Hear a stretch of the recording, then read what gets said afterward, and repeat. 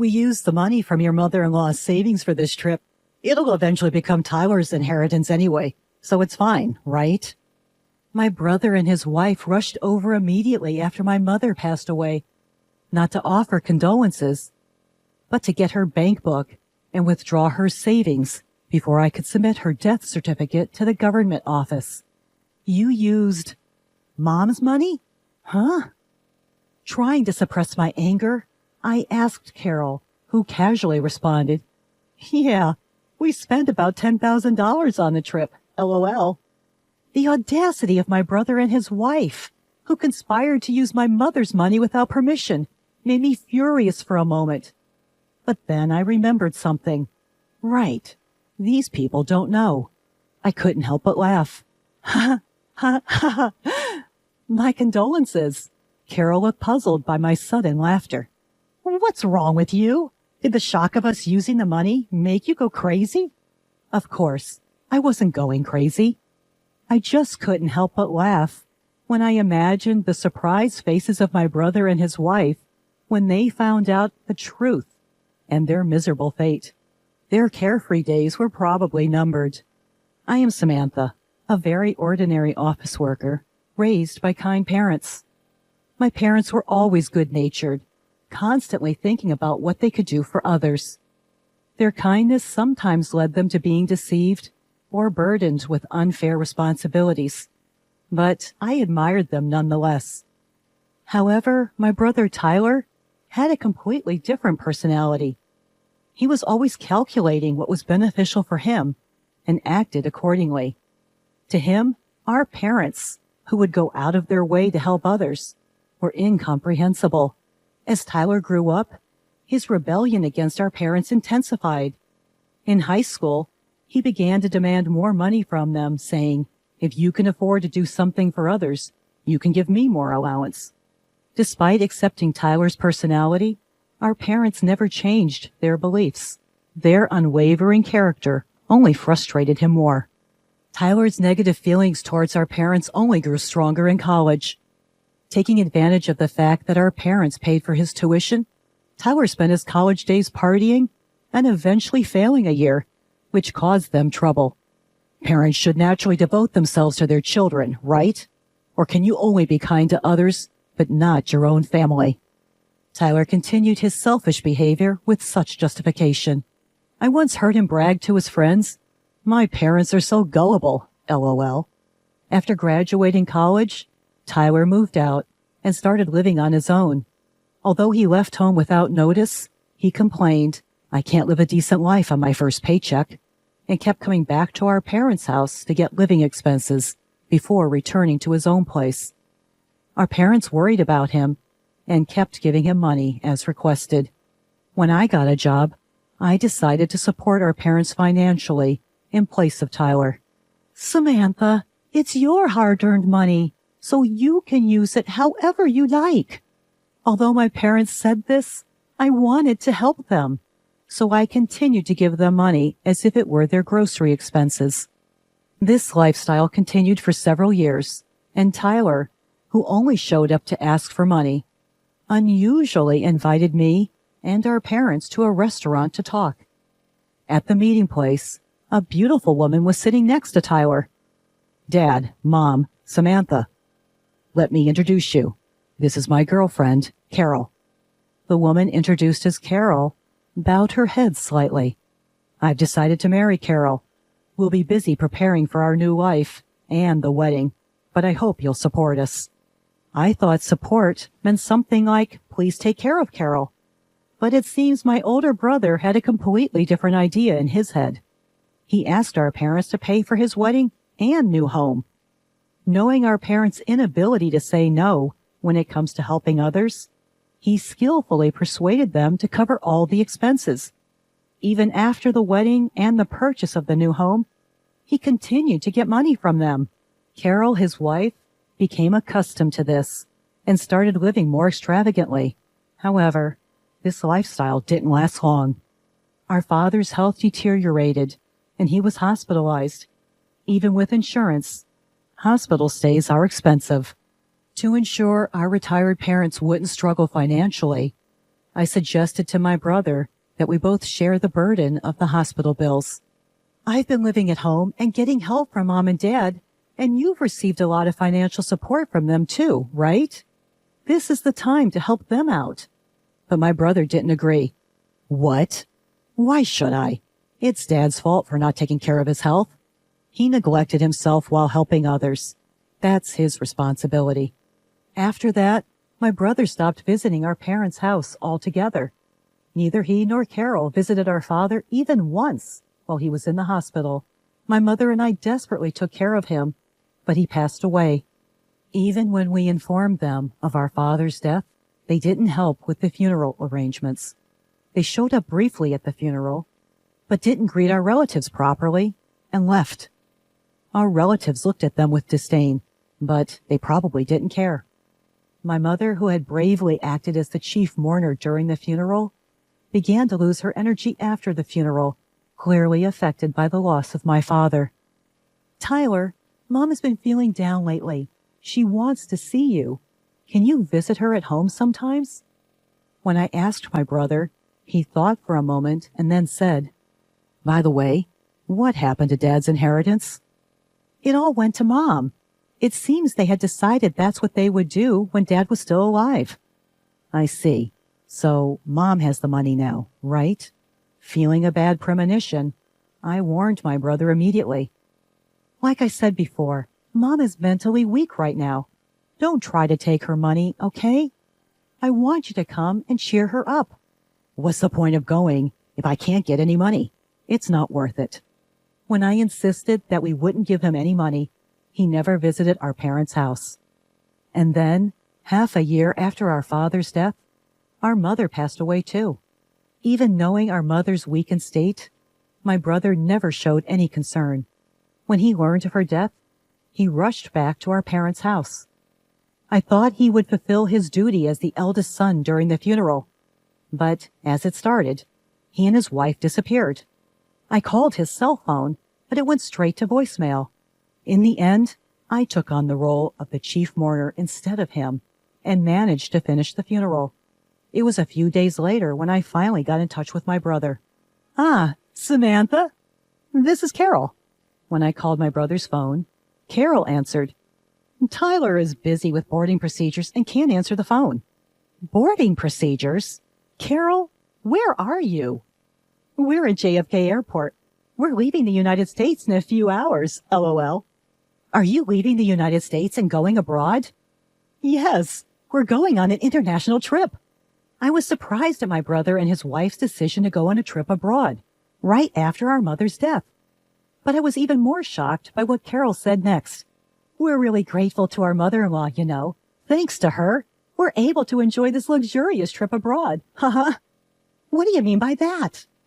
Well, we used our mother-in-law's savings for this trip. It was going to be Tyler's inheritance anyway, so why not? From Mom's savings? How did you get that money? When we visited her house, we borrowed her bank book and seal. We knew we wouldn't be able to withdraw money once the death certificate was submitted, so we hurried. The real reason they rushed to our mom's house after her death was to get the bank book and withdraw the money before I submitted the death certificate. So you use Mom's money? Trying to suppress my anger, I asked Carol, and she casually replied, Yes, we already spent $10,000 on the trip expenses. It's a good thing Tyler's plan worked out. For a moment, I was furious at the audacity of my brother and his wife for using our mom's money without permission. But then I remembered something. That's right. They don't know. I couldn't help but laugh. Serves you right. Confused by my sudden laughter, Carol asked, What's wrong with you? Did the shock of us using the money make you lose your mind? Tyler is the eldest son, so it's natural for him to inherit more, right? Laughing, I answered, Sure, that's fine. I'll give up my inheritance so Tyler can inherit everything. That was your plan all along, right? Upon hearing this, Carol happily said, Oh my, you're quite understanding. By the way, please make sure to arrange for all of Mom's mail to be sent to your house from now on. Don't worry, it's a simple task. I'll let Tyler know. Carol hung up the phone cheerfully. I didn't hear from my brother again until they returned from their trip. Samantha, Carol told me you're giving up your inheritance. Yes, but more importantly, did you handle the mail forwarding for Mom's mail? Yeah, I took care of it as soon as we got back. Good to know. You're not going to change your mind later, are you? You won't say you should have inherited after all? Of course not. I still believe my decision was the right one. Well, it's only right that I, the eldest son, inherit everything. Ha ha. My brother said this and ended the call in high spirits. But a few weeks later, he called again, sounding panicked. There's a collection notice addressed to Mom in her mail. What's this about? Oh, is it from the bank? Our parents always wanted to help people in need and would accept any request. This included money matters. If someone asked to borrow money, they would even borrow from the bank to lend to others or become a guarantor if asked. As a result, their debt grew more and more. The amount of debt was far greater than the savings, so inheriting would clearly put them in the red. Did you know about this? My brother raised his voice. You knew Mom had debt, right? Why didn't you say anything? There was no point. What? You're saying it's meaningless? You knew about the debt, so you gave up your inheritance, right? If I had known, I would have given it up too. That's impossible. Why the hell is it impossible? Tyler, you took money from Mom's bank account to go on vacation, didn't you? So what?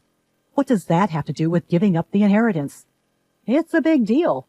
What you did is considered a simple acceptance of the inheritance. Simple? What does that mean? Explain it so I can understand. I explained to my brother that by withdrawing money from our deceased family member's account for his own use before the inheritance process, it was seen as a simple acceptance of the inheritance. I've never heard of such a thing. Of course not, huh? Not many people would even consider using a deceased family member's savings for their own selfish desires, so it doesn't come up in conversation.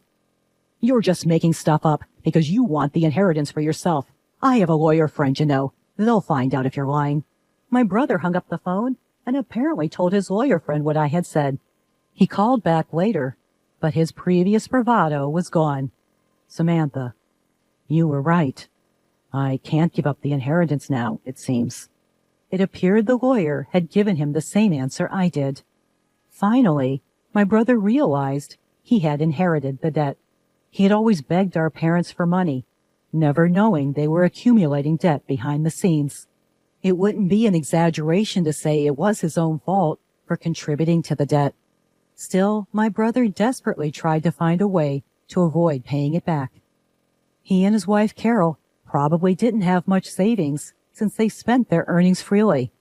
It was clear they didn't have the means to pay back the debt. My brother tried to sweet-talk me. Hey, Samantha, our parents are gone, and it's just us siblings now, right? Isn't this the time to join forces? Join forces? What do you mean? I think we should work together to pay back our parents' debt. Now's the time to show our filial piety. So forget about the inheritance and help me pay back half the debt. I sighed heavily at my brother's selfish proposal, which was too little, too late. What are you talking about?